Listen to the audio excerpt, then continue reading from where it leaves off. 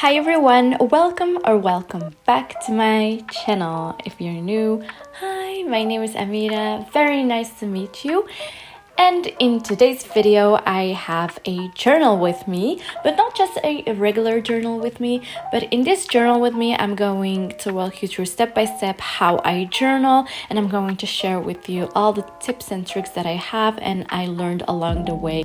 The more you journal, the more you develop your own journaling style, and I hope sharing this video with you will give you the knowledge that you need to create your own, but also, take some bits and bobs from my journaling style and incorporate it in your own.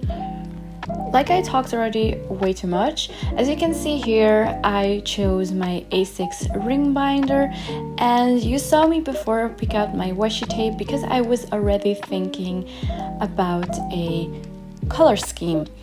So I cannot emphasize enough how important your colors are, because picking a color that complements another color will make your spread look more beautiful, more as a whole and not like all over the place. So before even starting to journal, think about what you're gonna journal about, but also what are the colors are you gonna use.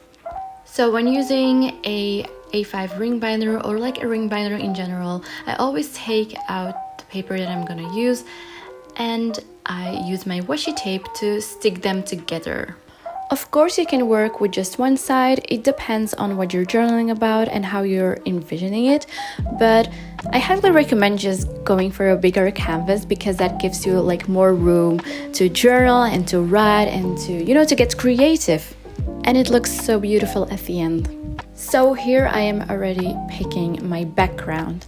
So you can have different types of background. You can use craft paper, you can use watercolors, you can color everything as a background, or you can do like literally nothing and just use your paper.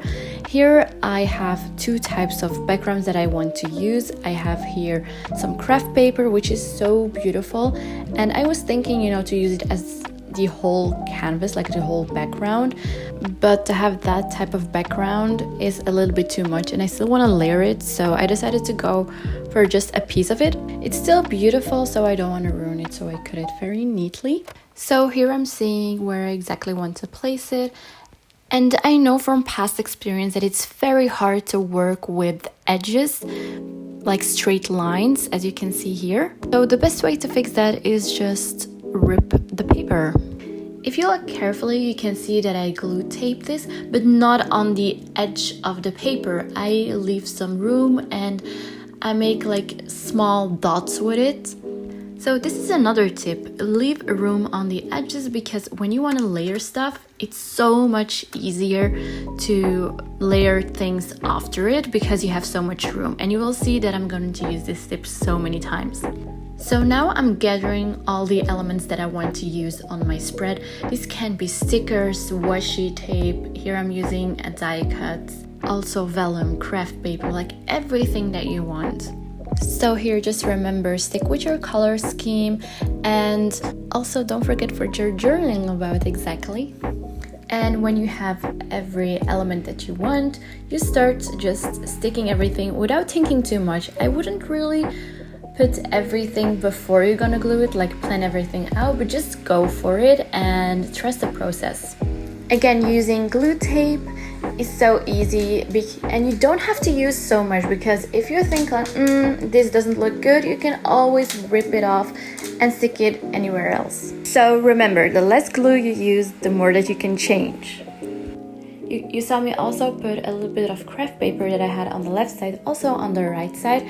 This gives your spread more consistency and makes it look more as a whole, because when you're using a binder, it's like you use two different papers. Also, while journaling, you can still add more items to your spread. So you can see here that I want to stick the memo sheet underneath the background, but that's a problem because we already sticked the background. But actually it's not a problem because we didn't use a lot of glue tape, and also the edges are not sticking. So we can just slide our memo sheet underneath. To help with the process, you can always use a pair of tweezers or something very sharp to help you go underneath it. As you can see here, I mostly use washi tape for like detail thing, for more backgrounds, or like to give the feeling that I'm sticking something. As you can see on the right side, I stick to a Lomo card, but then I used like the washi tape, you know, to give it a feeling like it's sticking because of the washi tape, but actually it's not. So I'm a person that does not like my handwriting. I just hate it on my spreads. I think it makes it just uglier, but I know that I have to write something in order, you know, to actually call it a journaling spread. You don't have to, but I just feel like I need, you know, to write about the subject. Or you can give it a title, and I tend to make my titles with those lettering stickers, but this time I decided to write something very small. I highly recommend using your perfect hand lettering or some stickers or craft papers or like these stamps. The possibilities are rather endless. So at the end, it's all about the details, like the small stickers that you use, how you decorate the corners, like the small doodles that you can make. One of my favorite details is actually wax melt. It gives your spread like this luxurious, vintage, cute feeling. It all depends on the colors that you're using. Honestly, it's like one of my favorite things to put on my journaling spreads. For the colors, I am using green, purple, and gold. So these are a little bit darker colors because I feel like my spread is like a little bit too pastelish, so my wax melts will like make it like stand out more and, you know, break a little bit of the pastel pattern. So on the right side, I also wrote a little text about my journaling spread. So at the end, you can also add like more smaller details. For example, using glitters or gemstones like I did here. So you start off with big parts for your spread, like for example the background, it's like huge, and towards the end, like your items getting smaller and smaller. I feel like that gives your spread more depth and makes it so much more interesting. So when I'm done, I peel off the washi tape at the back and separate the two. So here it was very easy because I didn't really use a big item in the middle. It was rather small.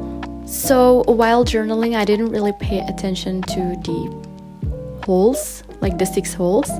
If that's locked right now because you sticked something on it, I have a very simple hack. You just take a hole puncher and you remove the back of the hole puncher, and then you can see easily where to punch your hole.